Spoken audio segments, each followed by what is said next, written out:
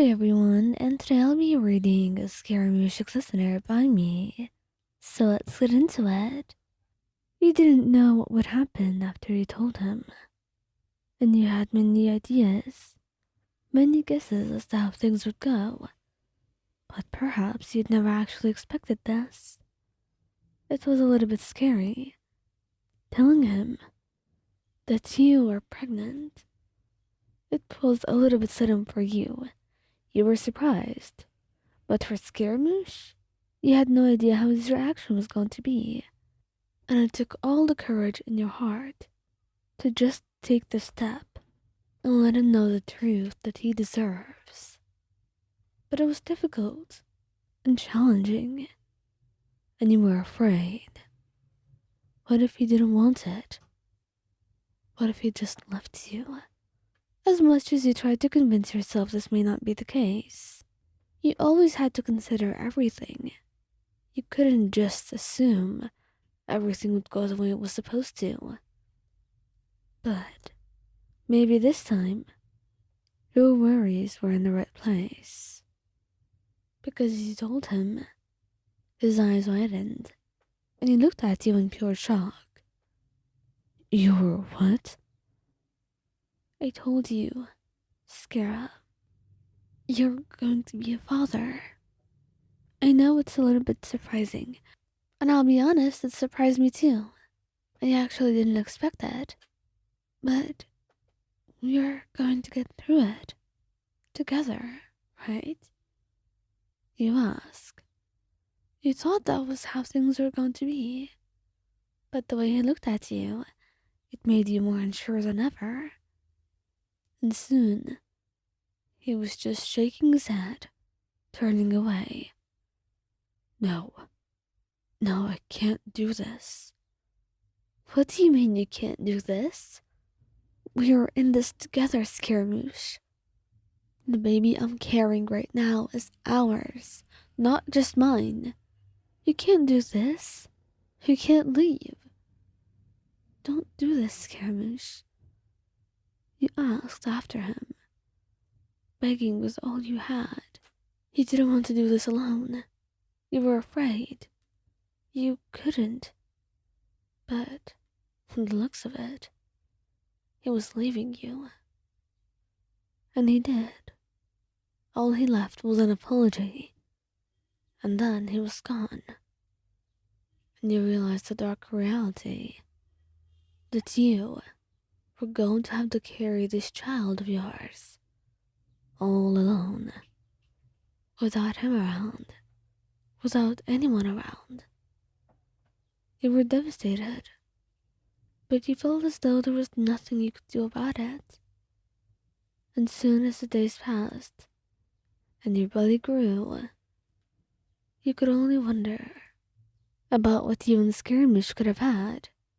What kind of family you would have been. There were too many things to wonder about. But you couldn't have them now. Not when he left you and decided that staying by your side was not worth it. It was painful to do this alone. Every day, harder than the last. But you knew you had to keep going. If not for your sake, then for your child, who needed you more than anyone else. And maybe then, maybe you'll be able to do something. Maybe you wouldn't feel so alone, so lost and so hurt from all the pain you've been through.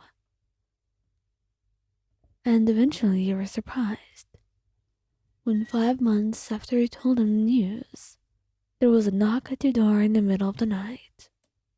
You opened it, and you could only just ask what brought him here.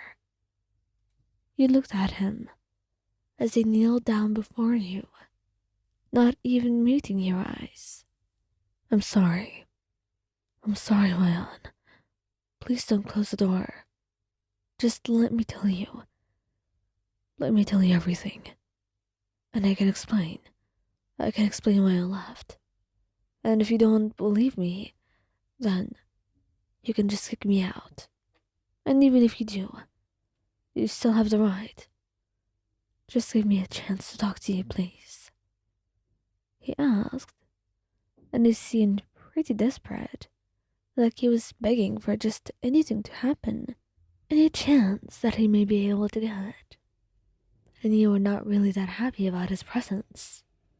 You wanted him back, yes, but you wished he had never left in the first place. You were angry and betrayed. But then, you were also curious. You at least deserved to know why he left. And so, as you told him to come inside, he sat down and told you everything. I was afraid. I was being a coward. I was scared I wouldn't know how things would work. I was scared of being a parent and all the responsibility that it came with. But I didn't realize that by doing this, I'd be just like my mother. So please, allow me to be back with you, to take care of you. I know I was foolish and stupid to leave you at such a time. And maybe I thought the baby would be better off without me. But I also know how it feels like to be without someone who looks for you, to be without a parent. I don't want to be like her. Please give me a chance, Wayan. Please, be patient with me. I'll do my best.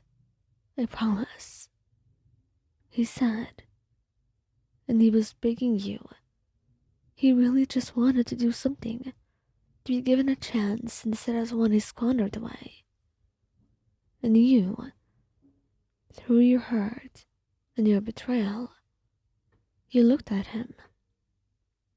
I can give you one, but not out of our love. No, just for the sake of our child. As for my love, you will have to do a lot of work to earn it back, Skara. And I'm willing. I'll do anything. Please. I'm so sorry, Wayan. I really am. He said, and you could feel the guilt through his words as he took your hand and kissed your palm. I'll do everything I can, Wayan. And I promise you, I'll earn your trust back and your love too. And you could only wonder what he would do, but you would give him time, and you'll make sure as hell to make him work hard for it.